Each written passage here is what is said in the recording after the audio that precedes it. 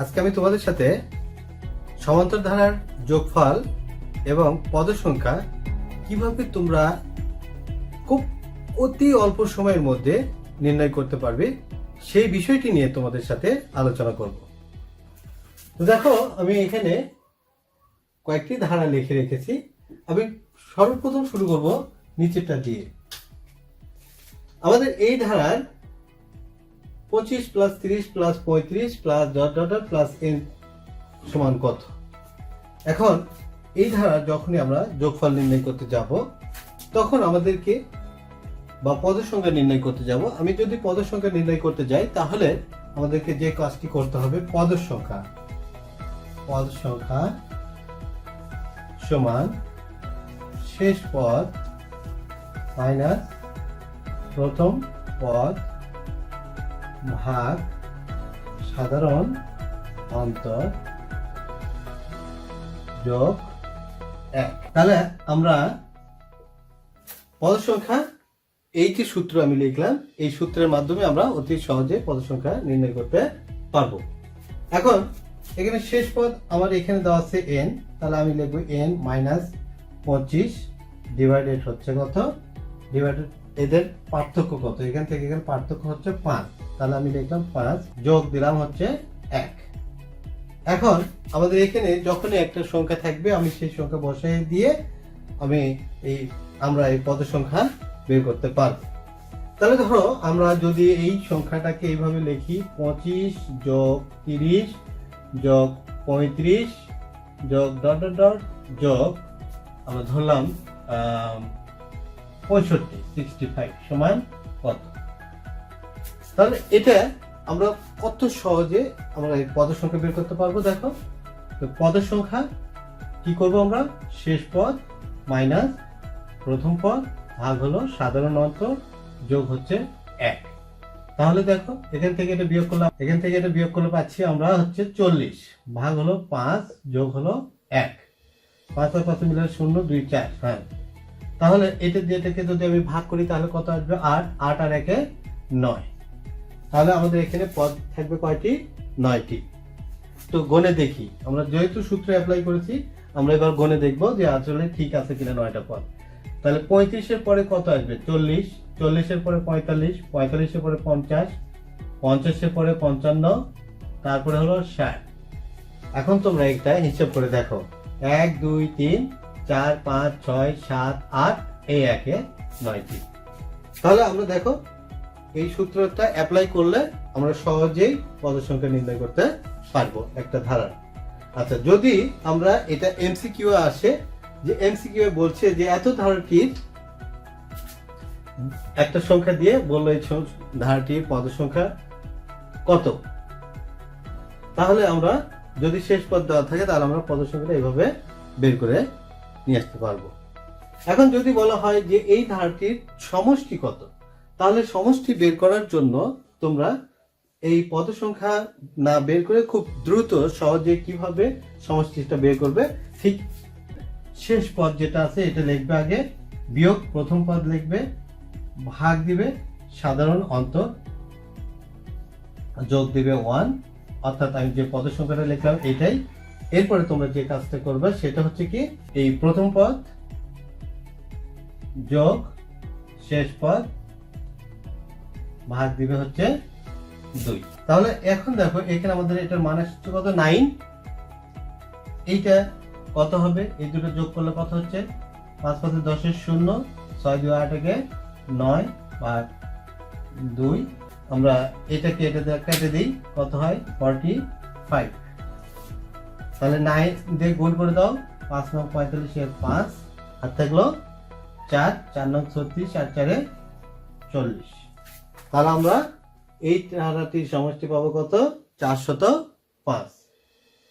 তাহলে তোমরা কত সহজ ভাবে এটি মনে রাখার চেষ্টা করবে যে আমাদের কি করতে হবে, শেষ পদের মধ্যে থেকে প্রথম পদ বিয়োগ করে তাকে সাধারণ অন্তর দিয়ে ভাগ করে যোগ 1 দিতে হবে, গুণন দিয়ে আমাদের লিখতে হবে প্রথম পদ যোগ শেষ পদ ভাগ হচ্ছে 2। তাহলে আমাদের এই ধরনের ধারা দেওয়া থাকলে আমরা তার সমষ্টি নির্ণয় করতে পারবো। আর যেগুলোতে তোমাদের পদ সংখ্যা দেওয়া আছে সেগুলোতে তো পদ সংখ্যা বের করে বসাই দিবা, দিয়ে তোমরা প্রথম পদ এবং শেষ পদ লিখে নির্ণয় করতে হবে। তো আমরা শেষ পদটা কিভাবে বের করব? শেষ পদ, তো প্রিয় শিক্ষার্থীরা, আমরা এই পর্যন্ত যেটি বুঝলাম সেটা হচ্ছে যে একটি ধারা শেষ পদ পর্যন্ত দেওয়া আছে, ওই ধারাটির পদের সংখ্যা কতটি আমরা সেটা নির্ণয় করতে সহজেই পারবো, এবং সেক্ষেত্রে আমরা একটা সূত্র আছে, এই সূত্রটা ব্যবহার করে আমরা পদের সংখ্যা নির্ণয় করতে পারবো। আর ঘটনা হচ্ছে যে আমরা যখন সমষ্টি নির্ণয় করব তখন আমরা পদের সংখ্যা গুণন প্রথম পদ যোগ শেষ পদ ভাগ 2 দিলেই আমাদের ওই ধারাটির সমষ্টি বের হয়ে আসবে। দেখো, তোমরা যদি এটা যোগ করে দেখো তাহলে দেখতে পারো 5 আর 6, 5 এর 10 এর 0, 5 5 এর 10, 10 আর 5 15, 15 আর 5 এর 20, 20 আর 5 এর 25 এর 5, হাত থাকলো 2, 2 আর 6 8, 8 6 14, 14 আর 5 19 আর 5 24, 24 আর 4 28, 28 আর 4 32, 32 আর 3 35, 35 আর 3 38 আর 2 40। দেখো 450, 450।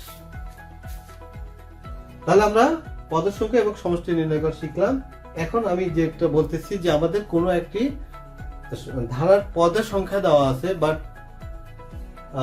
আমরা ওই ধারাটির যোগফল নির্ণয় করতে চাচ্ছি, তাহলে সেক্ষেত্রে শেষ পদটার মান বের করে নিব। তাহলে শেষ পদটার মান আমরা যদি বের করতে চাই তাহলে আমরা কিভাবে বের করব? তো এখানে আমরা সূত্রটা লিখে রেখেছি। দেখো যে পদের সংখ্যা, ধরো এই ধারাটির নবম পদ কত, এই ধারাটির নবম পদ কত, তাহলে আমরা কি করব? 9 ইকুয়াল টু লিখব শেষ পদ, শেষ পদ মাইনাস প্রথম পদ, প্রথম পদ মানে কি 25 ভাগ সাধারণ অন্তর মানে 5 যোগ হলো 1। তাহলে এই একই পাশে এসে যদি বিয়োগ হয় তাহলে কত হবে? 8, 8 সমান কত হবে? শেষ পদ মাইনাস 25 ভাগ হচ্ছে কত? 5। এরপর আমরা কি করব? এই পাশে শেষ পদটাকে পার করে নিয়ে আসবো, শেষ পদ মাইনাস 25 ইকুয়াল টু হলো 40। তাহলে দেখো শেষ পদ সমান তাহলে কত হবে আমাদের? শেষ পদ সমান হবে 40 যোগ 25 সমান তাহলে কত হচ্ছে? 65। তাহলে তোমাদের এখানে যে জিনিসটা দাঁড়াচ্ছে সেটা হচ্ছে যে আমাদের এই যে একটা আছে, তোমরা যদি এটা মনে মনে করো যে আমাদের যে পদের সংখ্যা দেওয়া থাকবে পদের সংখ্যা মাইনাস 1, তার সাথে গুণন হবে সাধারণ অন্তর, সেটার সাথে যোগ করতে হবে প্রথম পদ, তাহলে তোমরা শেষ পদটি পেয়ে যাবে এবং তখন তোমরা সমষ্টিটা এইভাবে বের করে দেবে। আশা করি তোমরা এই ধরনের ধারাটি অর্থাৎ স্বাভাবিক সংখ্যার যে ধারা, এই ধারাটির অঙ্ক যোগফল পদের সংখ্যা এবং পদের সংখ্যা দেওয়া থাকলে সেখান থেকে শেষ পদ বের করে সেটারও যোগফল তোমরা নির্ণয় করতে পারবে। এবার আমরা এই যে ক্রমিক স্বাভাবিক সংখ্যার যে সমষ্টি নির্ণয় করা যায়, আমরা এইটা নিয়ে আলোচনা করি। দেখো যে এইরকম যদি ক্রমিক স্বাভাবিক সংখ্যা থাকে তাহলে এইটার সমষ্টি আমরা কিভাবে নির্ণয় করব? তো এইটার সূত্র হচ্ছে, এটা এই ধরনের ধারা বের করার যোগফল বের করার সূত্র হচ্ছে n into n plus 1 divided 2। তাহলে nটা কি? n আমাদের হলো পদের সংখ্যা, স্বাভাবিক সংখ্যার যে ধারা আছে বা সমান্তর ধারা, আমরা এখানে সমান্তর ধারা নিয়ে আলোচনা করতেছি, সুতরাং সমান্তর ধারার পদের সংখ্যা বের করার জন্য আমরা n ব্যবহার করে থাকি, তার মানে পদের সংখ্যাকে n দ্বারা প্রকাশ করা হয়। তা এখন এই ধারাটি ধরো আমাদের পদ সংখ্যা হচ্ছে কয়টি? আমরা মনে করো 8টি বা 10টি পদের সমষ্টি নির্ণয় করব, 10টি পদ। তাহলে 10টি পদের সমষ্টি যদি আমি নির্ণয় করতে চাই তাহলে এই ক্ষেত্রে আমরা কি করব? 10 গুণন 10 যোগ 1 মানে 11, মানে যে কয়টি পদের কথা বলবে সেই পদের সংখ্যা গুণন ওই পদের সংখ্যার সাথে 1 যোগ করে 2 দিয়ে ভাগ করে দিব, আমরা সমষ্টি বের হয়ে আসবে। তাহলে কত হচ্ছে? 5 × 55। তো এখন যদি আমরা এটার কথা বলি যে বর্গের ক্ষেত্রে, তাহলে বর্গের ক্ষেত্রে কি হবে? পদের সংখ্যা n into n plus 1 into twice n plus 1 divided হলো 6। তাহলে আমরা এটা এইভাবে মনে রাখতে পারি যে পদের সংখ্যা যেটা হবে, ধরো আমরা এটার 5টি পদের সমষ্টি নিচ্ছি, তাহলে 5 ইন্টু 5 প্লাস 1 মানে 6 ইন্টু 5 দুগুণ 10 আর 1 11 ভাগ হবে আমাদের কত 6। তাহলে আমরা এইটা এটা কেটে দিলে কত পাচ্ছি 5 11 55। এটা হলো 5টি পদে। এখন যদি তোমাদের ঘনের ক্ষেত্রে বলা হয়, ঘন নির্ণয়ের ক্ষেত্রে বলা হয়, তাহলে ঘন নির্ণয়ের ক্ষেত্রে তোমাদের কি হবে? ঘন নির্ণয়ের ক্ষেত্রে তোমাদের সূত্রটা আসবে হচ্ছে n × n + 1 / 2। এর উপরে দিতে হবে আমাদের একটা বর্গ।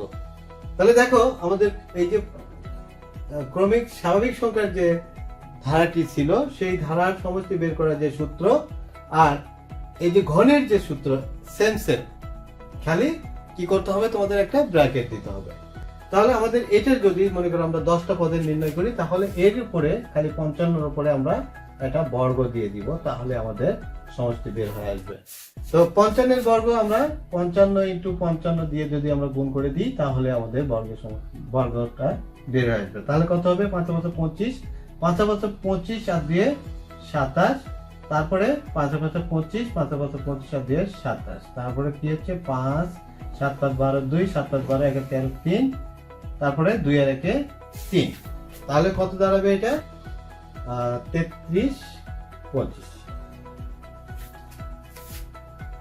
তাহলে প্রিয় শিক্ষার্থীরা দেখো, আমরা স্বাভাবিক সংখ্যার সমষ্টি, স্বাভাবিক সংখ্যার বর্গের সমষ্টি এবং ঘনের সমষ্টি নির্ণয়ের ক্ষেত্রে আমরা যেটি মনে রাখবো সেটি হচ্ছে যে পদ সংখ্যা, প্রথমটার ক্ষেত্রে পদ সংখ্যা গুণন পদ সংখ্যা যোগ 1 ভাগ হচ্ছে 2।